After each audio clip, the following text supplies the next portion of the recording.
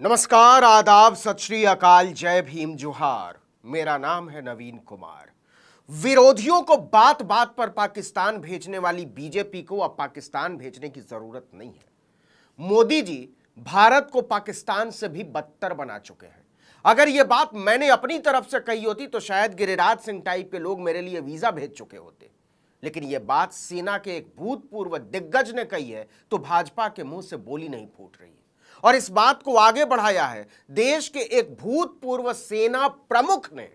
उस दिग्गज सेना अधिकारी का नाम है lieutenant general L Nishikant Singh, सेवानिवृत्त।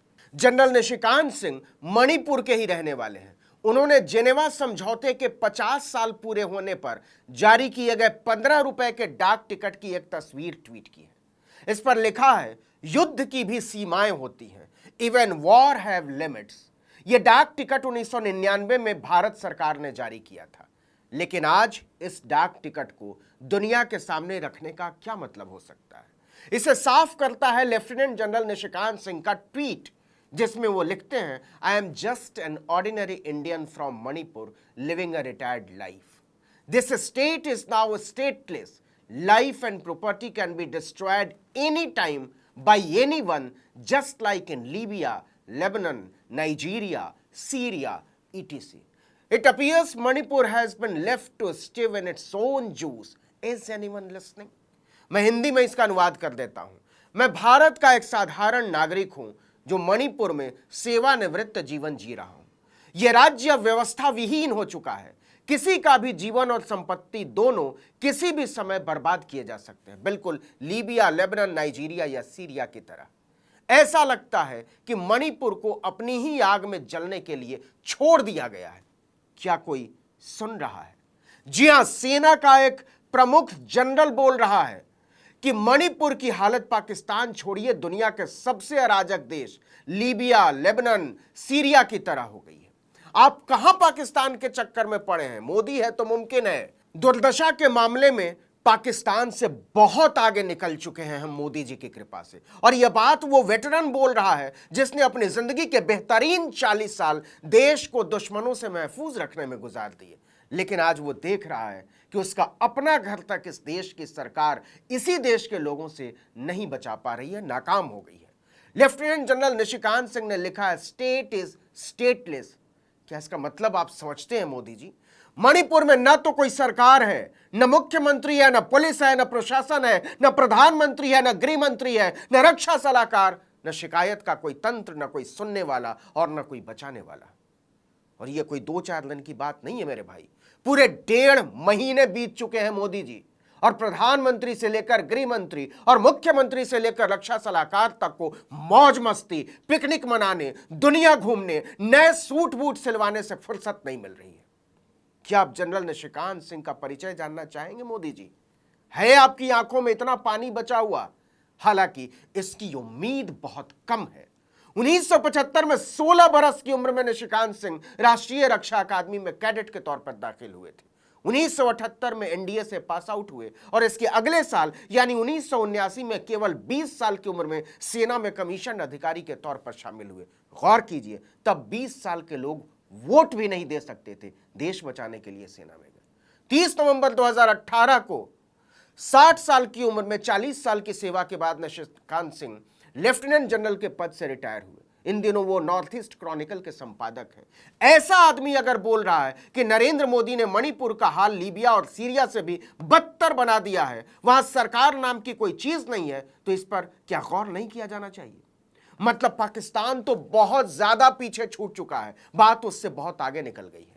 क्योंकि मोदी है तो मुमकिन है। इस चुभने वाले ट्वीट को रिट्वीट करते हुए पूर्व सेना प्रमुख जनरल वेद मलिक ने लिखा, an extra ordinary sad call from a retired lieutenant general from Manipur. Law and order situation in Manipur needs urgent attention eight highest level. अगर हिंदी में कहे तो उन्होंने लिखा है, मणिपुर के एक सेवानिवृत्त लेफ्टिनेंट जनरल का एक असाधारण हिला देने वाला संदेश। मणिपुर में कानून और व्यवस्था की स्थिति पर उच्चतम स्तर पर तत्काल ध्यान देने की दखल की जरूरत है।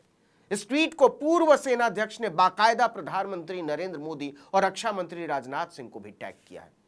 लेकिन इससे क्या होगा? नरेंद्र मोदी तो फॉरेन टूर की तैयारियों में व्यस्त हैं, भाषणबाजी की तैयारियों में व्यस्त हैं, सूट बूट साफे का नाप देने में व्यस्त हैं।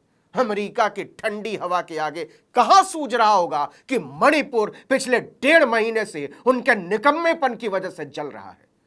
तड़पते देशवासियों को लेकर ऐसा निर्मोही, बिलखते देश को लेकर ऐसा बेफिक्र और छटपटाती जनता को झूठे भाषण की घुट्टी पिलाने वाला ऐसा लफ्फाज प्रधानमंत्री भारत ने आज तक नहीं देखा।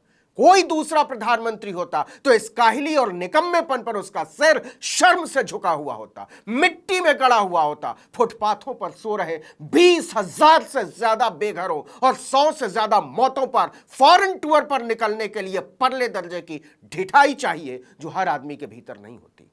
उनके चेले कुछ भी कहें, लेकिन लोकतंत्र का इतिहास एक दिन नरेंद्र मोदी के नाम पर शर्मिंदा महसूस करेगा।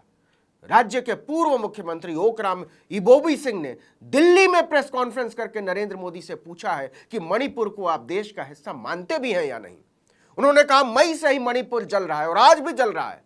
महिलाओं और बच्चों सहित 20,000 लोगों ने अलग अलग राहत शिविरों में शरण ली हुई है। हर जगह हाहाकार मचा हुआ है, लेकिन प्रधानमंत्री ने अभी तक मणिपुर को लेकर एक शब्द नहीं बोला है। उन्हें बताना चाहिए कि वो मणिपुर को भारत का हिस्सा मानते हैं या नहीं, और अगर मानते हैं तो इतने दारुण हालात पर प्रधानमंत्री ने 1.5 महीने में कुछ कहा क्यों नहीं। ओकराम इबोबी सिंह ने कहा कि हम 10 समान विचारधारा वाले राजनीतिक दलों ने शांति की वकालत करते हुए एक ज्ञापन तैयार किया है। हम यहां राजनीतिक लाभ के लिए नहीं हैं, हम बस शांति चाहते हैं, प्लीज हमारी मदद कीजिए। क्या आप नरेंद्र मोदी की नाकामियों और देश की स्थिति को लेकर उनकी उदासीनता का अंदाजा लगा सकते हैं? मणिपुर के लोगों को उन्होंने कितना असहाय, कितना मजबूर बना दिया है। क्यों? क्योंकि देश के प्रधानमंत्री को सोने और छुट्टी मनाने से फुर्सत नहीं है। कांग्रेस ने मोदी को अपने ही पुरखे अटल बिहारी वाजपेयी के जमाने की याद दिलाई है। जयराम रमेश ने कहा कि 22 साल पहले भी 18 जून 2001 को मणिपुर जल रहा था। विधानसभा स्पीकर का बंगला, सीएम सेक्रेटेरिएट जला दिया गया था।